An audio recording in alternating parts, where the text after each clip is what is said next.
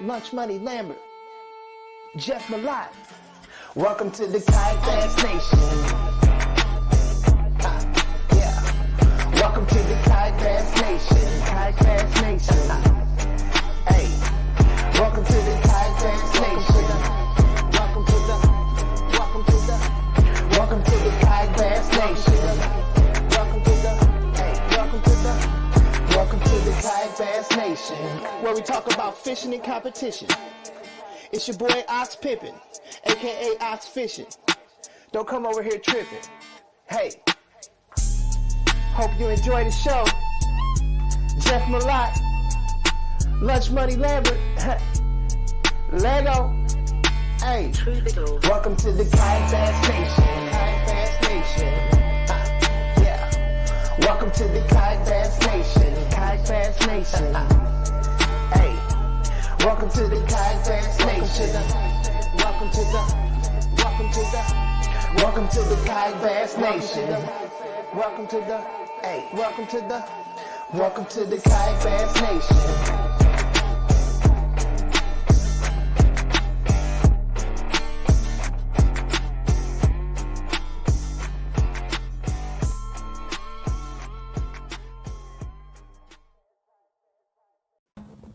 All right, what's up? Happy Monday, everybody. Welcome to KBN Live. What's up, man? I'm Jeff Mott. We got my partner Ryan Lambert over there. We are your host as always, and Ryan is advertising, I think, tank tops by wearing sunglasses. Is that what you're doing? No, man. These are my boy Cornbread sent me these. Shout out to Rays Eyewear. Get them while they're hot, man. They have great fitted caps too, I hear. Yeah, so you're actually advertising the sunglasses, unlike our boy did earlier today. Yeah. These are pretty fly. They, I think they say froze all day on one side. So, if you're into that kind of thing, anybody trying to do any day drinking, get you some froze all day shades. You'll be good to go. Heck yeah, man. Hey, we got a couple people in the comments already. Paul Roberts is already in the YouTube comments, and Ryan, I think you slid right out into dinner when Paul joined the show last week, shirtless. So you met on the call-in show. I definitely recall him slipping in there. Shirtless with a Donald Duck hat on. It was classic. It was awesome. How did that transpire? Was there a story behind that, or? No, he was just chilling, man. He was just chilling. He said he'd calling in. He said he enjoys the show, loves listening to it. So he just wanted to call in and give us a thumbs up. Steve got him to pan down the camera a little bit and show us what was going on. So it was a good time. He had pants on? Yes, he did. But, okay, all right. Well, I don't know. He didn't go that far. Yeah, he didn't go that far. But it was fun. The call-in show was a pretty good success, I thought. What'd you think? It was fun. I think we have some people that are a lot more outspoken on their keyboard than maybe on their video call. So I'd like to see some more people jump in on that, to be honest with you. Yeah, it was cool. It started kind of slow, and then I think Garrett from California broke the ice for us, and then everybody was calling in. We couldn't get people off by the end of it. So, yeah, it was fun. We'll do that again sometime for sure. It's been a wild weekend there. Throw the link out for just regular shows and let people jump in on some stuff. That would be interesting, to say the least. Yeah. Everybody watching, get in the comments and let us know if we should do that or not. What do you think? Should we have a link regularly for y'all to click in? It's kind of scary. I guess we don't have to add them in. I mean, I would like it, but again, I think we'd probably be banned pretty soon. Yeah. It was a good weekend, man. There's a couple big events. I know we were going to talk about some of that stuff, and we had a few things go down on the page last week, so I don't even know where we want to start before we get our guests. For those that didn't see the announcement, we're having Rus Snyders on. We're also having both KBF winners from Saturday and Sunday, Mr. Rentz, and I got a hold of Tibbens late after the announcement went out, and he's going to click in, I think, after 8 o'clock as well. So before then, Ryan and I'll kind of cover some bases. Yeah. So what do you want to go over first, man? We had some few things pop off on the page and some of the tournaments. Everything happened, I think. I don't know. We had a very kind of heated post. I guess you would say that was it Robert Brown, and that who threw that one up? Yeah, and I don't know where that comes from, but his post was summing it up. Basically, online anglers not getting the respect that live anglers get, and why is that, and why is there so much shade thrown at them? And I tried to answer it and got back and forth. You did a little bit too, but in my mind, I don't think by not getting respect, does he mean that they don't just get shouted out as much or recognized as much? Because I don't think people really diss them; they just don't talk about them. Would that be fair? And I think that might be kind of what. And Robert I saw him respond to some comments earlier. I'd love to hear his thoughts on it, but maybe that's what it is. Like maybe there's not that much hype around winning tournament that you're their side. Bob needs my thing. We can I can talk. I kind of lost your mic there for a second, dude. You all right? Can I hear you now? Say something again. Hear me? Now I can. That's crazy. That was weird. It went all like max headroom on us there for a minute. It was choppy. Shit, sorry. My bad. My bad. Yeah, no, it's all right. It was probably just connection. But yeah, I don't know. That got kind of heated, man. People were just talking about, why do you disrespect us? Why do you do this? Why do you do that? And I don't know that, I mean, in the post, maybe we kind of did, just kind of poking fun. But at the end of the day, I mean, it is what it is. Live events are the standard, and the online events they're kind of the cherry on top for some guys that do both. But I don't know that they deserve the same recognition. I just don't think they do. I don't think, and it's not the anglers themselves that the people, are automatically not respected because of that. But if that's all you fish, or these online backyard tournaments, then I'm not.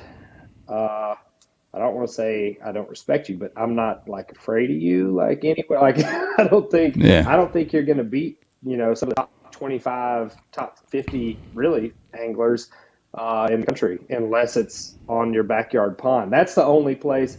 That's kind of the stigma, I guess, is in these onlines. That's where I feel like that's the only place you can fish. And I know some of it is work schedules and potential travel and whatnot. I get that. I do. I understand. But until you prove yourself in these big tournaments on the national stage against competition, and it's not even about where the lake is, it's who is fishing it. Because you see guys all the time, like Rus Snyders, again, just went down to Eufaula and freaking won another major event.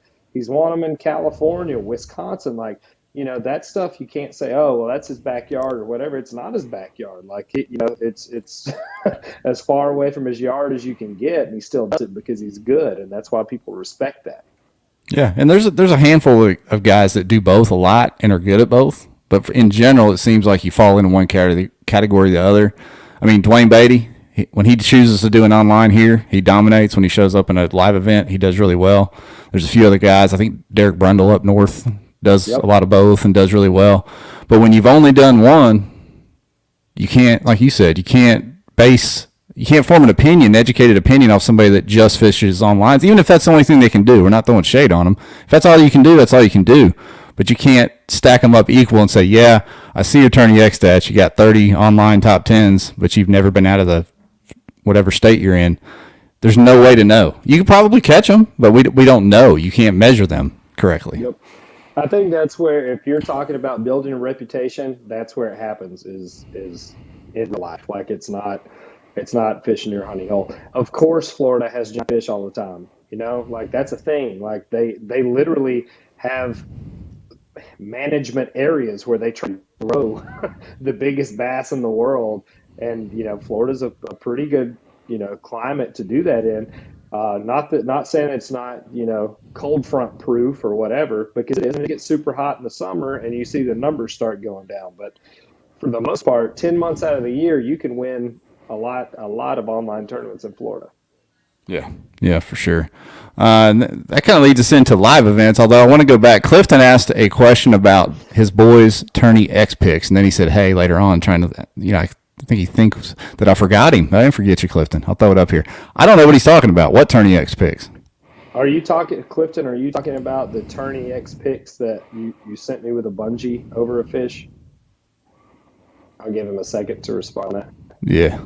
But live events this weekend, man. Bass, they extended their deadline, and it worked. They pulled 100 people at Eufaula, and then KBF went over 100 on Saturday, too. So 2 huge events, same day. It is two big events. I hope that Bass doesn't do any more extensions though. Like if you have a deadline and you're trying to be respected as an elite level tournament, pick your deadline. If you didn't get the numbers that you wanted, you should have promoted harder. You should have pushed this event more.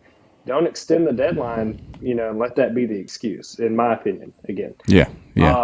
Clifton sent some photos of a young man from Texas. He was in a Hobie Outback, I believe. And like the board and the fish were slanted, and Outbacks are a narrow boat. They are. The board and the fish are kind of like going across the deck of the boat, and the bungee cord from the Outback was across the fish. Is that considered a restraining device? That was the question that that was posed. I wish I had a picture of it. Clifton, DM me quick, or Cliff. Yeah, we got Cliff tonight. Sorry. All right. Not Clifton. Clifton. It gets confusing out there. I want to see this. I want to see it. Oh, he said that's not it. So what is it? Oh, what is it, Clifton? Cliff? Shit, sorry, I can't keep up with who I'm talking to. What is it? The one he said the one from Saturday. I don't know. We're gonna pull a press secretary. We're gonna have to circle back to you on that one, Clifton. I don't know, man. We need some more info. Post it. Can you post it right here so we know what you're talking about? I don't know. Yeah, send me a pic. I'll throw it up here real quick. Damn it. What else we got? Oh, we were going to talk about, KBF had a successful weekend, but I saw some stuff with their NC qualifying spots. They expanded that again for this year's championship, and the caveat to that, which is, that's kind of a normal thing. They're trying to grow their field as often as possible, it seems. But from what I saw, you don't even have to be a member beforehand, before the tournament. You can decide after you qualify. So pump them numbers, I guess. Is that the deal? Just pump those numbers? Somebody made a post about it earlier. I mean, we've seen it forever. Like, one of my favorite posts I've ever seen was like 2 years ago for the Paris National Championship, where there was like 700 people or whatever. This dude from Arizona posts, "Hey, how do I need to strap my kayak to a trailer? I've never had to take it anywhere before." He fished 1 day online and got a qualified spot, and I'm like, what? Come on now, like for a national championship, come on, you can't do that. Make them do something, jump through some kind of hoop, let you know something. Yeah, that's kind of weird. I mean, I don't know, but I think who was that? Bill DeJoseph, I forget the name earlier, that posted a response to yours about. What do we think of that and all that? I mean, it is what it is. I think Richard Penny said it years ago. It's the spectacle. It's a huge event. It is for sure. And they're just trying to grow it, pump it up as big as they can. It's always been a TV show. Y'all remember? I mean, anybody that's been to one. All right, everybody, jump up and say "yay" when the drone flies by. Like you're doing all kinds of just goofy shit. But overall, that's what it is. It's a production. It's not necessarily about the tournament. Like there's a million people fishing, and that really changes not only the lake, but it also changes your strategy, because you may have 20 or 30 dudes on top of you, and you can't help it because hell, you can't fit that many people in there. And all right, so I don't know what I'm looking at. So we had a gentleman who got very upset and was coming to my house to I don't know what he's going to do, shake my hand or assault me or something last week or the week before. It was I don't know what that is, everyone. That's my boy from Alabama that's coming after me. Cliff thought that was the funniest picture. I'm not sure what he thought was funny. I guess it's the way he's holding the fish. I'm not sure. Anyhow. Oh, I thought it was like some sort of cheating or something. I didn't know what was going on. No. Cliff has a foot fetish, I think. I don't know what. Well, now, thanks, Clifton. You ruined my dinner. I didn't know what I was looking at when you threw that in there. He was right. My we aren't God. ready. We are not ready. We weren't ready. Not ready. I don't ever want to see that again. What do we got next on the list? In the bass event, there was some people that got their fish DQ because they were not covering the tail fin or whatever the deal was there. Even the fin at all. Like it was like the base part of the tail, like, holding the tail to make sure the fin is where it should be. And most other tournaments, that's legal. You can't touch what's the funny P word that they call the peduncle. The peduncle principle. I'll let you say. I'm not going to back that one up. But I can see that. I can see not like messing with the membrane of the fin or whatever. But a lot of times I'll have like my finger under the skinny part. I'll call it that. The skinny part of the tail to keep it where you want or whatever, or under the jaw to keep its jaw closed. But I mean, to not touch it at all. It's fine if it's a rule, but I think you should probably have like a public post stating that this rule just changed, midstream here, or you're gone. Yeah, that was there was some confusion, and I do get the fact. I think somebody mentioned it. It would be nice if somehow all the major trails sort of had the same rule standard. I mean, they are vaguely the same, but there's these little vague differences that can get people like that. Yeah, they get people like that. So we got some guests. Some of our guests are clicking in. They're getting here a little bit early. Oh, no, not early. Never mind. It's 8 o'clock. So they're about ready to go. Big Stick House, and they didn't read the rules. That's true. They didn't read the rules because you're right. It was in the written rules. Went back and looked at it after I heard of the whole debacle. It was in the rules with a picture of how to hold the fish. But if we could get if we can get some people together, maybe standardize a thing where everybody agrees on something, that'd be pretty awesome, I think. Yeah, that'd be awesome. 2 more things before we get our guests in. We don't want to make them wait too long. One, in your post, you said literally shots fired at the Gunnersville event. Man. You want to elaborate on that? So we fished the tournament on Gunnersville Saturday. TVKA, our local club, Steve-O runs it. Myself, it's our club. I get a call from Steve later in the day. It was afternoon, I think, and I think he's just calling to see how it's going there. And I'm like, hey, Steve, I just called again, blah, blah, blah. He's like, dude, I need to know what to do. We just had an angler fire a gun in the tournament, at a bass boat. And I'm like, what? What? What in the heck are you talking about? He's like, yeah. He's like, do you need to call the cops? Or I was like, probably call a game warden, I guess. I was like, what happened? And he said, well, there was an altercation on the water. This boat cut him off. He continued to cast across the boat. It was like reeling his bait across the bass boat. And then apparently, this is his own story, hit him with the lures a couple times. They tried to grab his braid. He rips the braid out of their hands. Just all kinds of crazy stuff. They end up cutting his line, and then they're like, we're going to ram you and all this stuff. And they freaking take the boat out and freaking line him up to T-bone him. And as they're coming at him, he's got a pistol on him, pulls a pistol out and shoots in the water. And, of course, they put the brakes on pretty quick then. But, whoa, what kind of stuff is that, man? That's ooh, is there any GoPro footage of this incident? That's what I asked Steve. I said, did he have a camera running? Did he video it at all? That would be viral for sure. There's always a post or somebody in the group that says what they would do if a bass boat crossed them. This dude did it. Oh, he did it for sure, and without any hesitation. And honestly, that's legally. If they're threatening your life with any kind of, it's the same if you try to run somebody over with your car.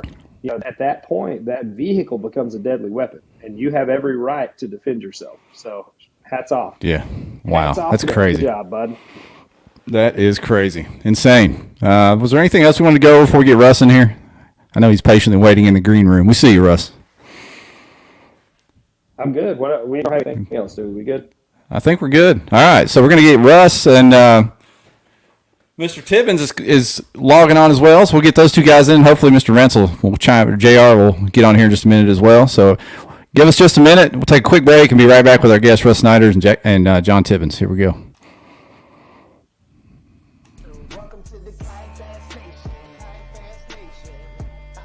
KBN Live is brought to you by Western Sun Vodka.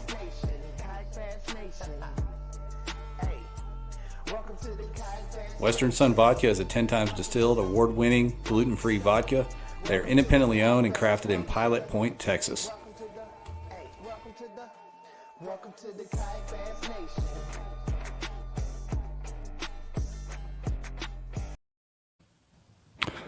All right, we're back. Mr. Rus Snyders, what is up, sir? What's up, Jeff? How's it going, bud? All right, man. How you doing? We were live from the truck, from the Rus Truck Studio Live. on the road. We were shocked. somewhere in the northwest corner of Georgia, right outside Chattanooga. Just on my way home from doing some fishing with Jeff Little and Tim Perkins, doing some river fishing. So about halfway home. Got a couple more hours to go. I saw that video today of you fish? We did, yeah. It was kind of tough. We got some huge storms through here, so the river came way up and muddied it up a bit, but we were able to get a few, and I think each of us got, pretty decent one, 19-incher, somewhere around there. Big Coosa spots, so. Yeah, all right. Well, I don't know if Ryan was as shocked as I was to see you win a tournament again. But yeah, I mean, it's become an old hat for us to win, but the stories we hear every time you do win, we always like hearing the recaps and seeing the best guys do their thing. So, congrats on another W. Thanks. And, we want to get you to break down how it came together for you, pre-fishing and then into the tournament day. So how long were you down there this week?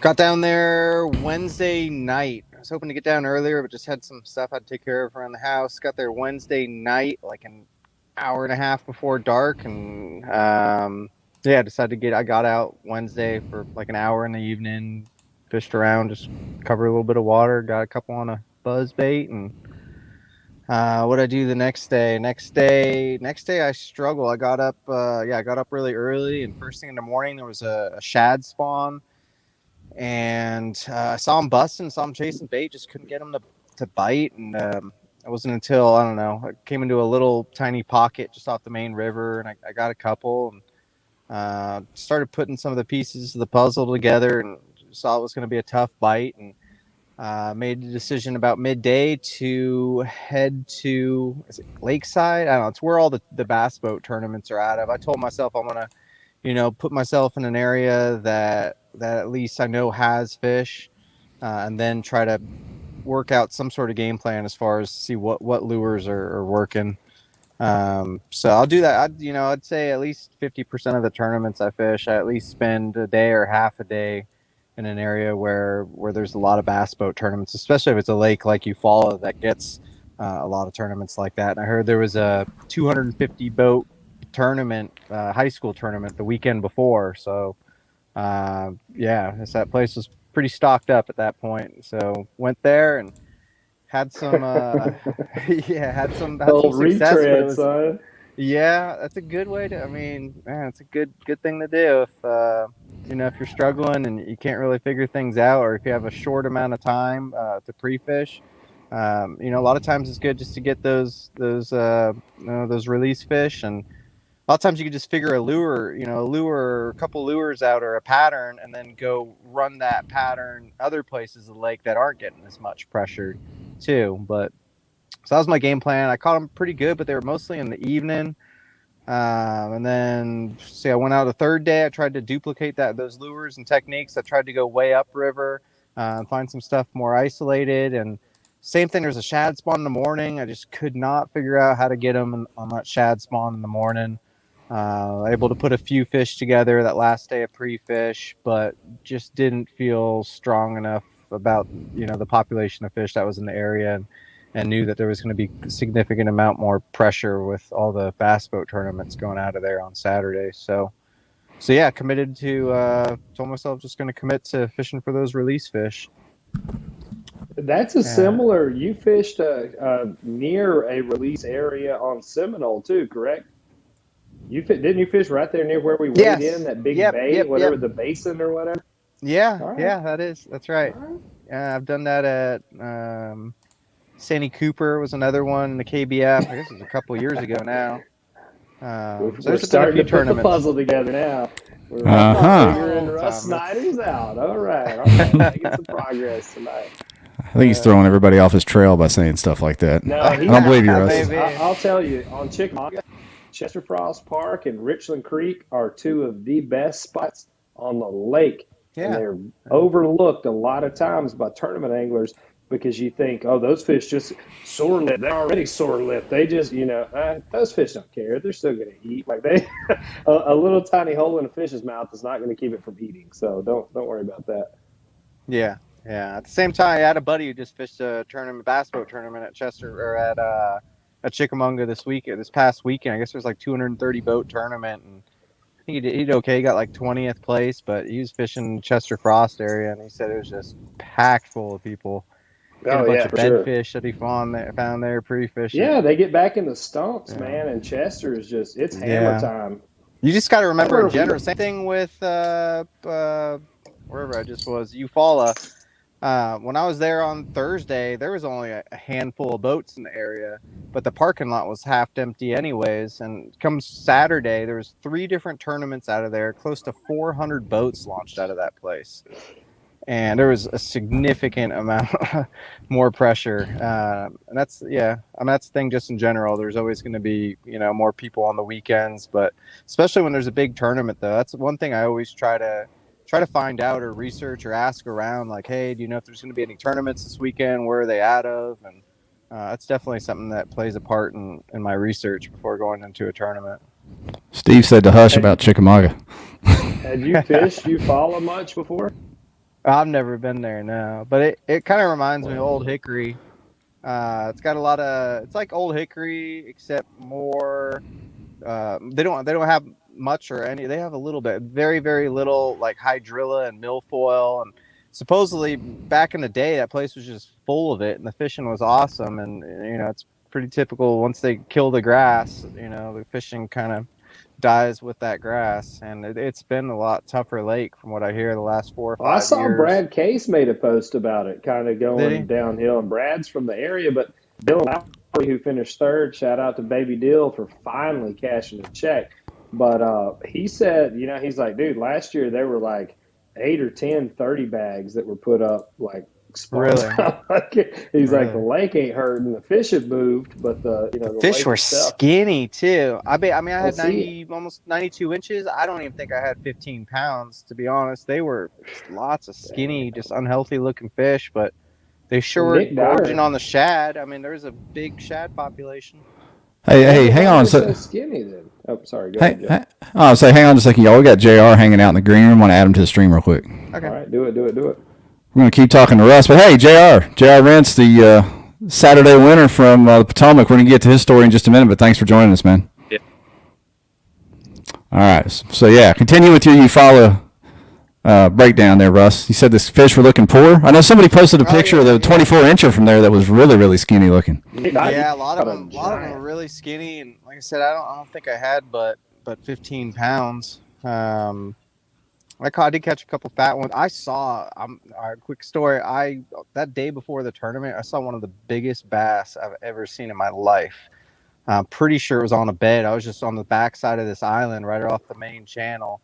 And I just looked down right on the side of my kayak. I'm like, what the heck's that? And it was an enormous bass that just kind of nosed down and turned on its side. It was way over 10 pounds. And I couldn't believe it. And I sat there for like half an hour and tried to see. I figured the way it moved like that made it feel like it was on a bed. So there's at least one healthy one in there, because it had a big old gut. It was so big. So anyway, I don't care how much they weigh, but I'd like to find about 10 of those long, skinny ones in the fall. Would be cool. Yeah, that's right. We'll be going back there for the Hobie. I don't care if I catch 11 pounds in 2 days, but if they're long and skinny, that'd be just fine. Yeah. Somebody told me to turn my mic down. I just did. Let me know if that worked, Chris. So Russ, I was following the tournament a little bit that day, and you weren't at the top of the leaderboard all day unless you submitted late. Did you call up late? I didn't. No. So same thing. Tournament day. Another big shad spawn going on, and there was boats just like every 100 yards there was a boat. So the first area I came up on was kind of a transition where a channel swing came in to a bank, and there was a flat next to a channel swing, and I saw bass just busting everywhere and shad, and so I just kind of went back and forth on that and tried I don't know how many lures to try to figure something out. I had one little one on a crankbait. I got one on like a 10-inch worm or something, missed a couple, one flipping, missed one on a frog, and then it just got as the day went on, the sun came up, that activity kind of got less and less. There was less shad, less, and they started pushing out and getting even more inactive. decided just to put the trolling motor on high and just run down the bank and just try to figure something out. And got a good one, got my big one on a crankbait, a 20 3/4. It was just this one little bank, had a little bit of shade still left. It was like 9 a.m, so it had a little bit of shade on the bank. There was just a little bit of a breeze blowing in, and it was just this little pocket. There's some grass, and got one on a crankbait. Kept going down the bank, and then it just didn't look right. So I turned back around, knowing that shade and that wind was going to change at some point. And it's probably 10 minutes later. Went back there, got another one on a swim jig. Then again, struggled for a couple hours and just kept running. I've actually fished all new water, just cut across the other bank. Caught a couple on, there's a patch of cypress trees, and I was using my swim jig and got a couple on those cypress trees. And I knew there was some more cypress trees in the area, so I just kind of got on Google Earth and looked, and I probably ran 5 other patches of cypress trees and would get a couple bass off each patch on that jig. That's clutch, man. That's what that is. Yeah, that was awesome. And then, got to hold another blue trophy. Is that number 2 for you? It's number 2. The first one was out at Clear Lake. It was a pretty small field. I think it was only like 60 or something out in Clear Lake in California. But typical Cali boys. They had a good one for the KBF. They had a little better turnout for that. But of course they did. Yeah. So this one felt good. It was it was exciting to get the win at Eufaula. Yeah, it was cool to see. So everybody, congratulations, man. That's thank awesome. You, Ryan. That's it's insane, really. Like that. If you got questions for Russ, throw them in the comments. People said my mic's better now, so I had to go deep into the settings and figure it out. I don't know what happened. Sorry for blasting y'all. But yeah, if you got questions for Russ specifically, put them in the comments, and we'll get back to him with those. But we got JR in here too from Saturday's winner of the Potomac River event over the second 100 angler event of Saturday, which was pretty cool to see 2 kayak events pop off like that. So JR, thanks for joining us, man. You want to break down how Saturday went and what you figured out over there? We had a lot of wind over here.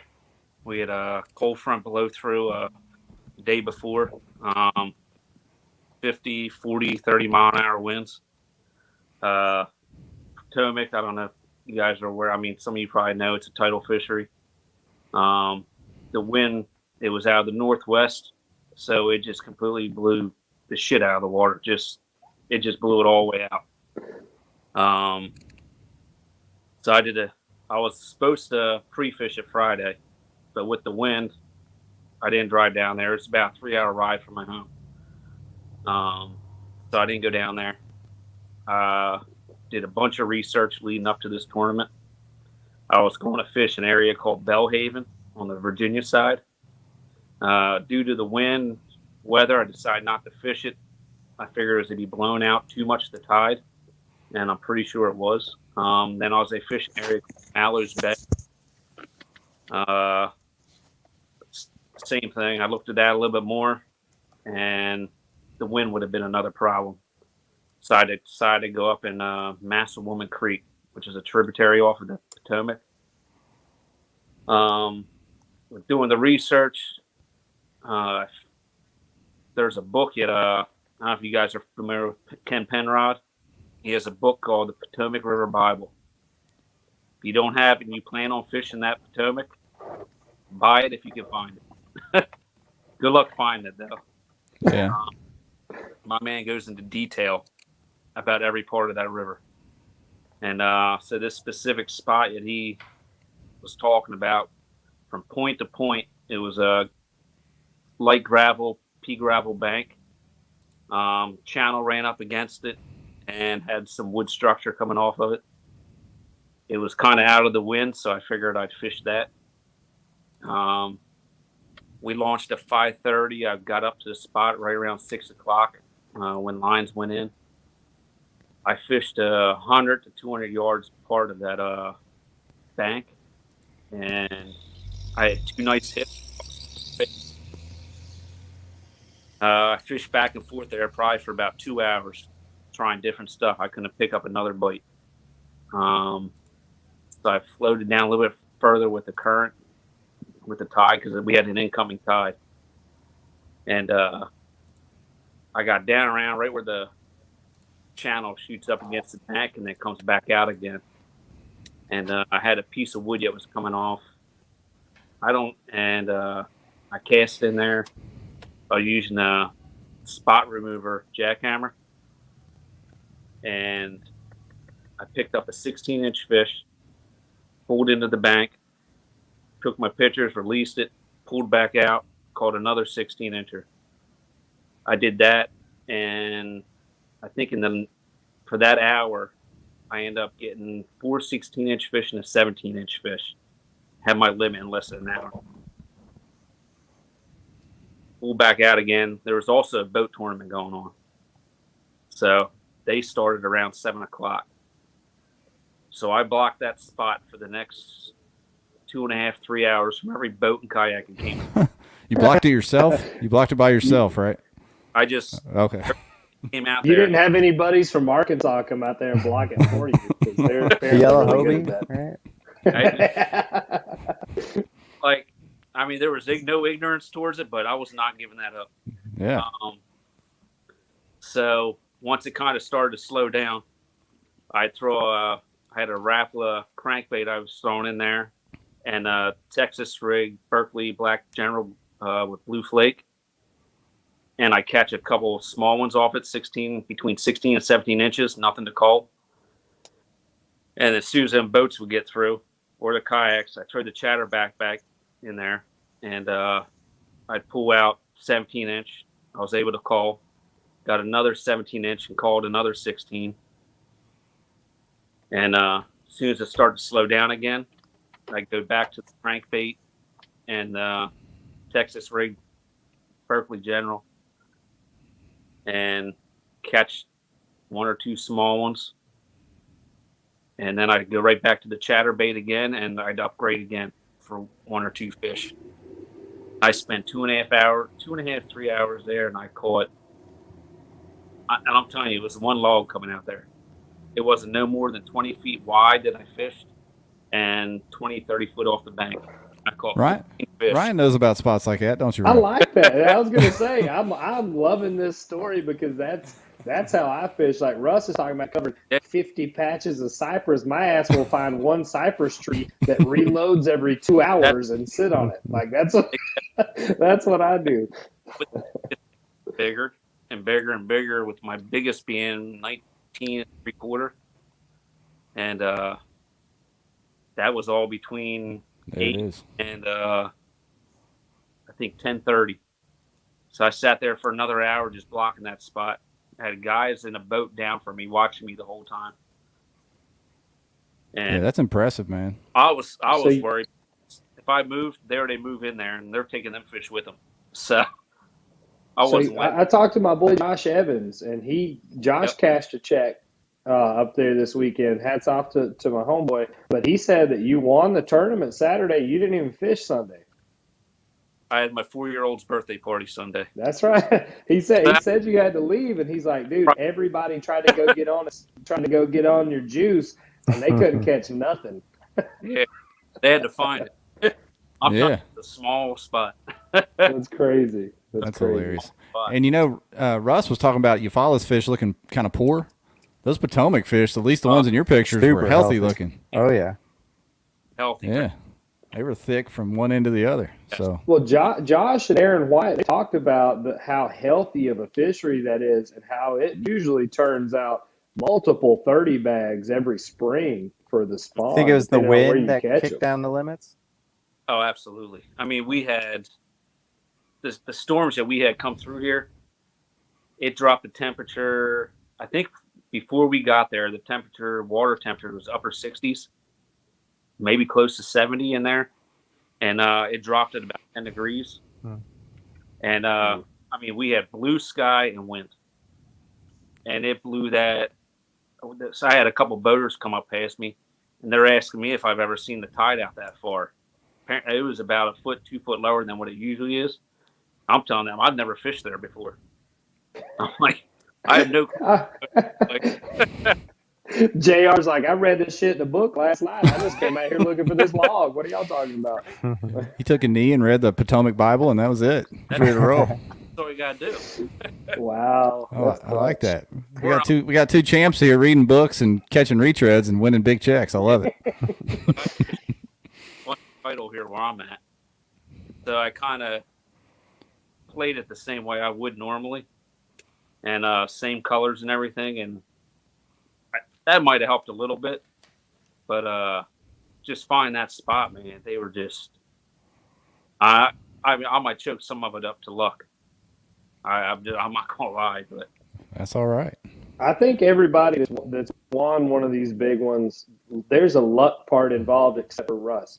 But everybody else requires a decent amount of luck. I don't think Rus even has luck. I think Rus just wakes up and he is luck. But makes his own luck. The rest of us need the sunshine on a dog's ass every now and then. Hey, and I want to let everybody know, John Tibbens, I got a hold of him. He wasn't on the invite today that I put out for everybody to see, or the announcement, but he is trying to get in the stream. He's having trouble with his camera and mic, but we want to give him a shout out if he can't ever get in here. He was the Sunday winner, but he top 10 both days. He actually came in 7th or 8th on Saturday. Go back to the leaderboard, but then he won Sunday. Weekend. So, yeah, shout out to John for that if we can't get him in here. Did Mike Iconelli ever fish it? No, he was supposed to. Dude, I thought he was going to, man. I checked the leaderboard. And I looked at the leaderboard. I'm like, where's he at? And I was looking. Because I looked at the leaderboard and I was like, boy, he got claps, son. Like, he's done. I guess something else came up. He just retired from his second season of kayak fishing. He's gone now. I work with his I don't know if you guys are familiar with Greg DePalma, lives over here in Jersey. Mm-hmm. He fishes the beats. I'm good friends with his wife that I work with. Ah, okay. Hey, and one thing I was going to ask you, JR, is everybody knows Rus by now, but we may not be familiar with you. So tell us a little bit about you outside of just this win. I grew up fishing, just fishing, hunting, since I was young, and I'm doing the same thing with my little one now.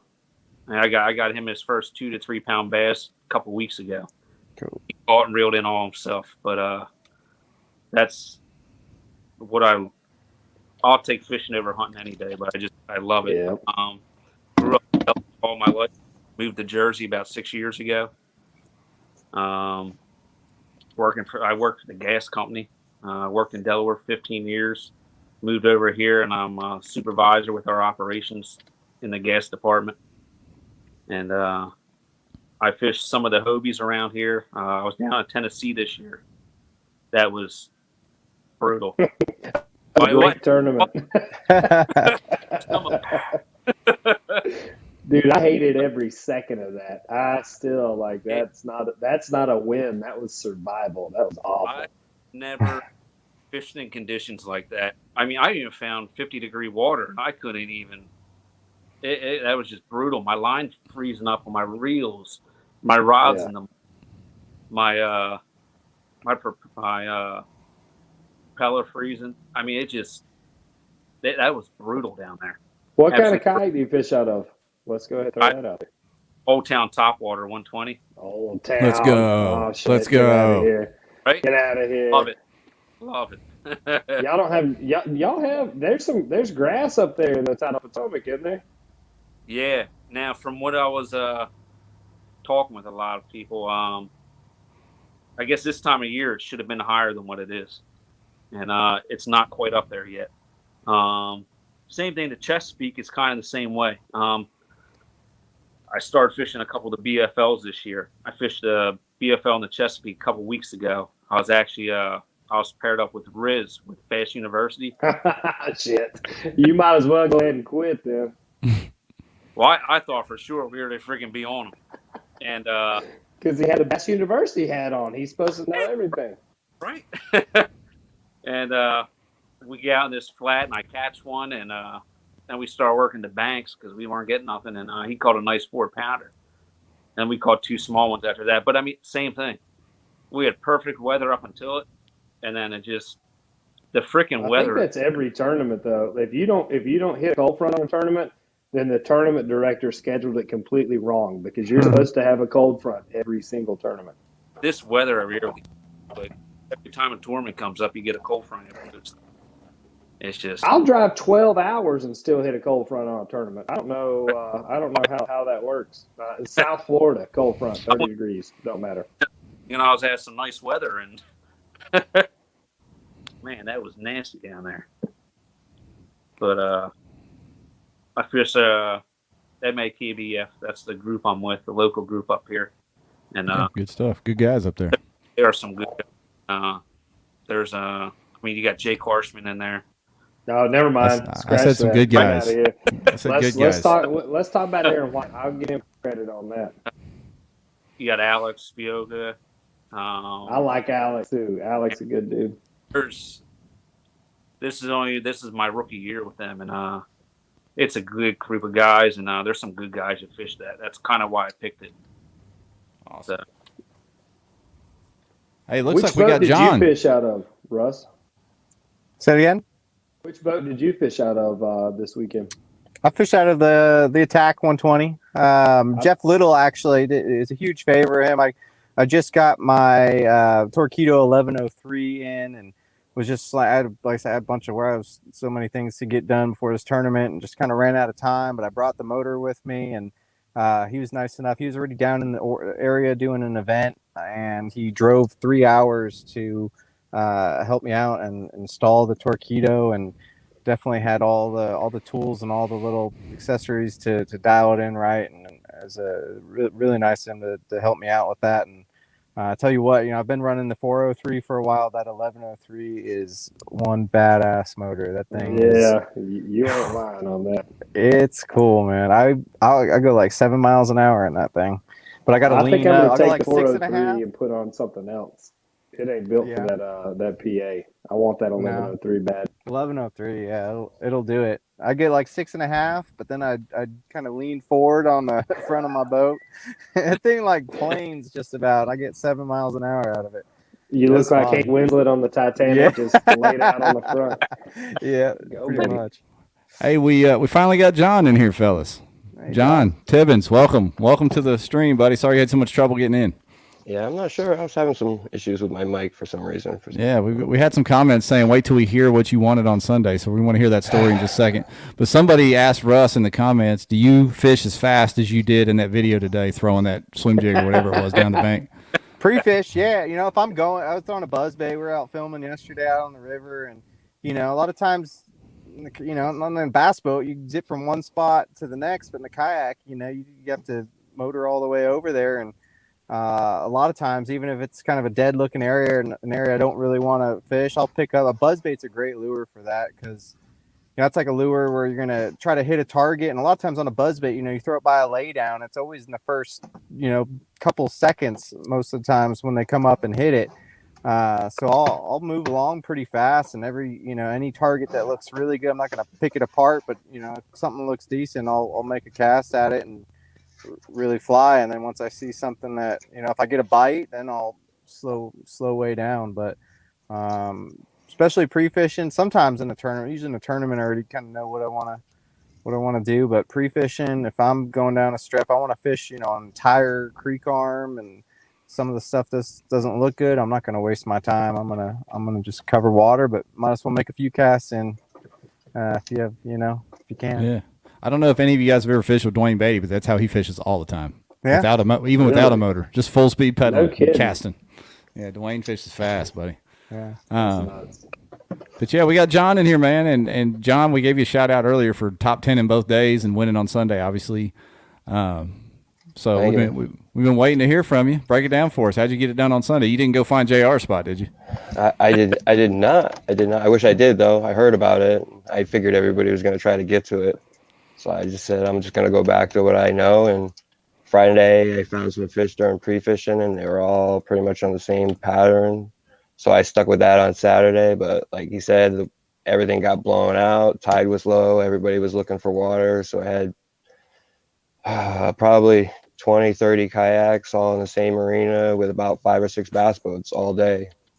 So I'm sure they stole a lot of fish from me on Saturday, which kind of hurt me. But I just grinded it out, went back Sunday, did the exact same thing, threw a coffee tube on an 1/8-ounce jig head and just started dragging pylons. And then they just kept filling up over and over.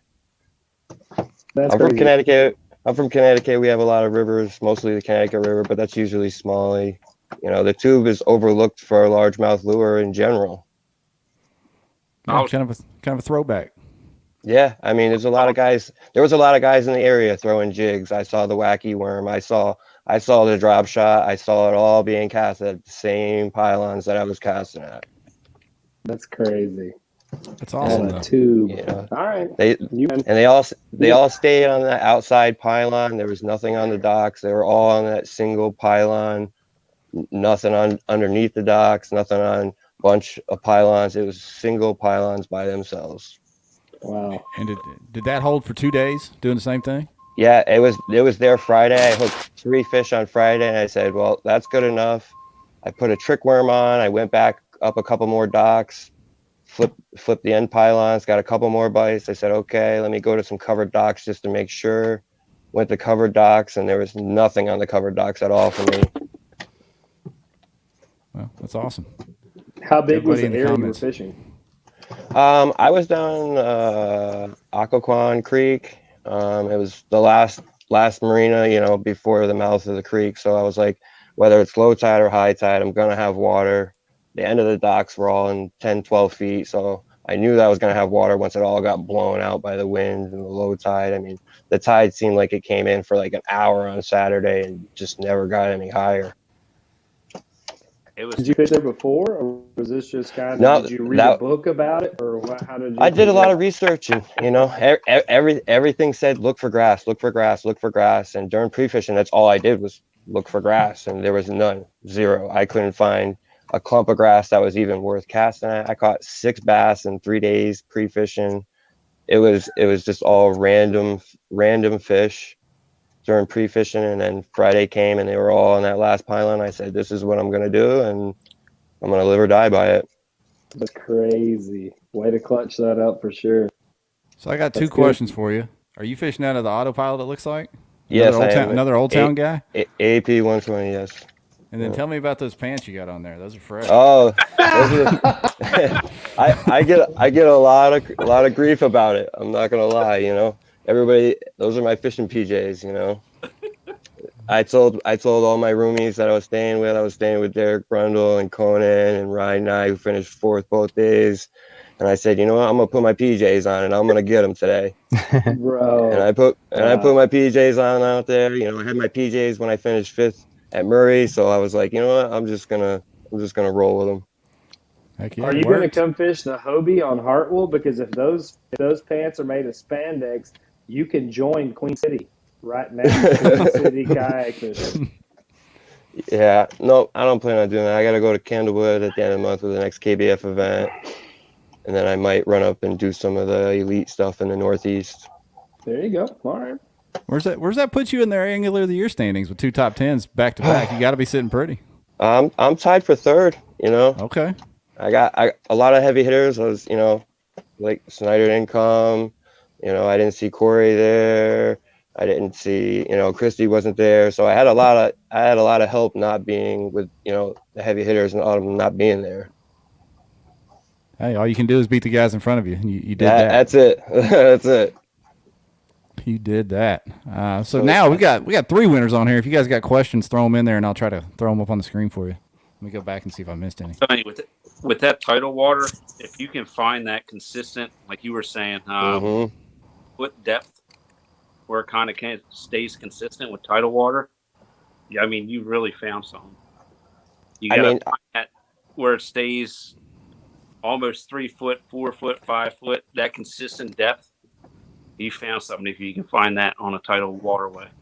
Yeah, and I mean, I caught everything. I caught catfish rigs, I caught carp, I caught snakehead, I caught catfish. I mean, everything was in the zone. I heard that from a lot of guys. It's more fishing line than I've ever caught in my entire life anywhere fishing. I mean, I thought I was getting bites every time, and my line would just go sideways, and it would be somebody's fishing line running down the side of the dock or something. God, I love that fishing line feeling because it fights back. You're reeling it like it's fighting the whole time. I caught somebody's rod and reel combo. I'm like, what is this? I'm like, this is unreal. Dude, I caught a loose speed spool on a Shimano rod Saturday when I was fishing, and it felt great the whole time. Yeah. Everybody, they swallowed it. They weren't even like swiping at it. Everything was down their throat. Yeah. Yes. I saw one fish on a bed that I caught. It was only like 16.5 inches at dead low tide. I saw a guy Sunday try to go set up on it. I'm like, this water changed from yesterday. There's no way you're seeing that fish. Yep. No way. Randy I could barely see it. Wants to know, have you had any issues with the autopilot? No, I haven't yet. I haven't had any issues. That's my next purchase. I love being able to stand up and move at the same time. I was able, like during pre-fishing, I looked for spawning fish for like 4 hours, just standing up and looking, because I was in a spot where it was kind of clear and the water temp was in the realm of where they could possibly be coming up. So I went and looked for 4 hours during pre-fishing, standing up and just having the drive on. I mean, the Torqeedo is faster, I'm not going to lie, but it's kind of tough to stand up and go. So I think the Torqeedo is recovering water. Like, it's for running from spot to spot. Yes, I mean, there's not a question on that.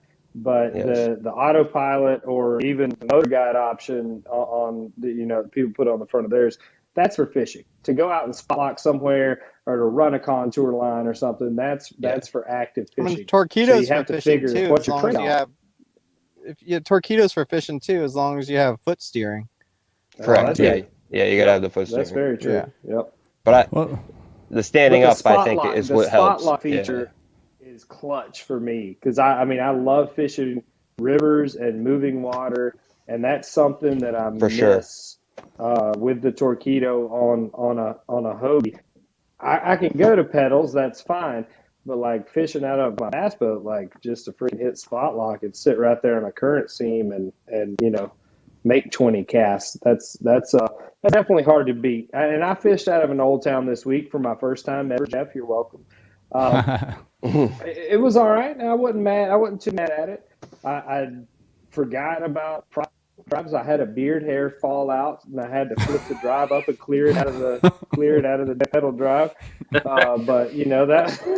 that was a small point. But I mean, seriously, you got a 55-pound head on that autopilot and some horizontal rod storage. Hey, I want to get in that. Hey, and you know what, John? You said something that's kind of underrated. Everybody thinks of spot lock and fishing offshore and all that kind of stuff, which it's great for that, for holding your position. But the standing and fishing shallow and being able to stand and flip and whatever and adjust your position with the remote in your hand is nice. That's my favorite thing about it. I stand up, I can turn, I can spot lock, I can get away from the boat, setting the hook. I mean, there's a lot of things that I can do standing up still fishing versus, I could put it on and sit down and steer with my feet. Yeah, that's fine. I can do that, but standing up and being able to do it, I mean, that's what really tops it off for me. Yeah, this was nice. I definitely can see that being the advantage. I mean, that's like a mini bass boat. Like, I'm honestly, that's probably as close as you're going to get. I'm usually talking to all you Hobie guys, so it's nice to talk a little Old Town on here. Appreciate you.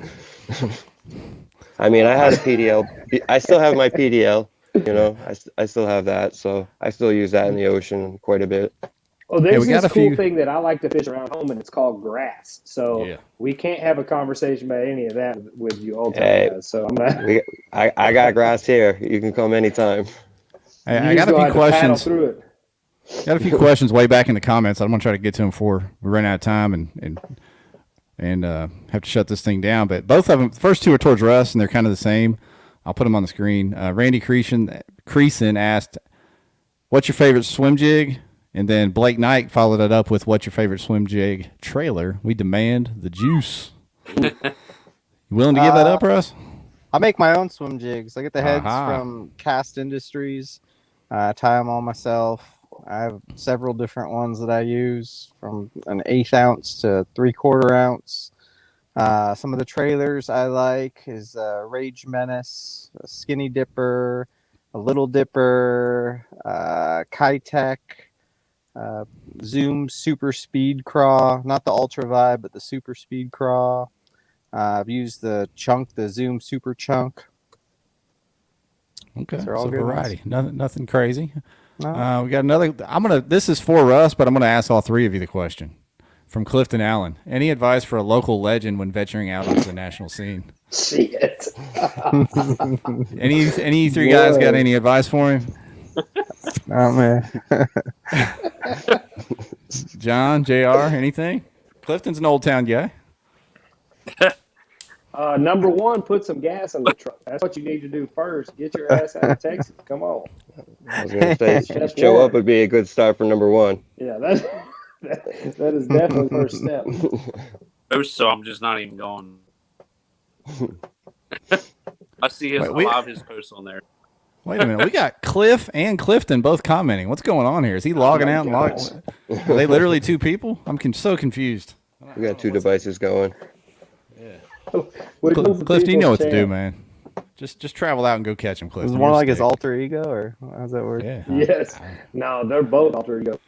There's some normal person out there leading a life, and he's both their alter egos. Yeah. Another question. Wait a minute. Is Matt putting out a signature series Rus iRod? And what's your favorite iRod? There is a signature series iRod coming out. Oh. And it's supposedly going to come out here in the next couple months, probably. So it's going to be a 7'5". It's like a 7'5", it's kind of between like a medium heavy. It's going to be designed for it's called the Rus's Reacher. It's going to be for making long casts with like lighter lures. And shut up, Ryan. I came up with it. One person. Anyway, I'm not go there. All right. We never thought anything of it, and then one person had to make some smart ass comment. Anyways, so it's gonna be called How much is Rus's it? Reacher. It's gonna be for throwing small baits, long distances, covering lots of water. It's going to be good for throwing like a small top water on busting fish. It's going to be a good rod for a swing head. It's going to be a good rod for a chatterbait. Anything where you're like just making long casts, and it's going to have a soft enough tip to cast those lighter lures, but it's going to have, it's going to be a longer rod, so you can, really pick up some slack when you need to set the hook on the end of a cast. How much do you charge for that Reacher, Russ? I believe it's a Genesis. It's going to be the Genesis 3, so I believe it's $150, $150. Fair price. All right, I got some change, bro. I'm gonna holler at you. You're gonna like it. I'm telling you. I got one. It's good. Everything you say to him now is just. How big are your hands, Russ? Can I? Let's see. Pretty big if I put them close enough. Smooth as well. Oh my, we've gone off the rails again. We can Shocker. end this now, Jeff. I think we probably just did it there. That was awesome. That was a It's highlight funny of the because I night. didn't. Yeah. Anyways, I didn't think of it. The first, like the 10th person I told, they had to make a comment about it, and then I went back to Matt and Paul, and they're like, I didn't even think of it like that at all. So, anyways, It's gonna be. Around. Yeah, it's gonna be a seller, man. I think It's gonna be a hot so. seller. I think so. It sounds like a good deal. Anything else for any of these guys before we wrap this thing up? It's been a fun show. I'm glad we finally got John on. Thanks for sliding in here late, buddy. Thank you for having me. It worked out timeline wise. I think we planned. Yeah. That's what we're gonna say. We Yeah, planned. they all kind of just fell into place, just as we hoped. Always does. I jumped on Drake Pro Staff this week. Who? Drake? Oh, heck yeah! Congrats, man. All right, man. Congrats. So, Yes, sir. They got some good stuff, so check them. You guys would. Yeah, they run all the Mossy Oak Yeah. fishing stuff. Yeah. Oh, hey, wait a minute. We can't end the night without showing this. Hang on a minute. Lunch Money Lambert got a W this weekend too. Hey, come on now. Tennessee That's River right, dub. Tennessee River Gunners on smallmouth, smallmouth. son. You better get on board with that train. Yeah. I like them. Oh, hey, one more question for us. Bob asked, do you throw a normal buzzbait or with a buzz toad on it? Usually just with a skirt. Some Just the skirt. Most times with the skirt. Sometimes I'll throw a toad on the back, take out the skirt and put a toad. And sometimes I'll take off. It's like really clear water, like spotted bass. I'll just put like a little tiny swim bait on there with no skirt, and I'll do that too. Cool. All right. Well, man, what an awesome show that turned out to be. We appreciate all three of you guys taking the time. I know you got to be wore out after a long weekend, and Russ, you're down there filming, but that was fun. And everyone on that in the chat from YouTube and Facebook, we appreciate y'all with some great questions and helping me with my mic. Congrats, guys. Thanks for coming on. We appreciate it. Thank you. Thank you. Thank you. Yes, sir. Everybody have a good night. We're gone. Take it easy, Russ. We'll talk to you in about 2 weeks at Hartwell, all right? I'll see you up there. Have a great night, everybody.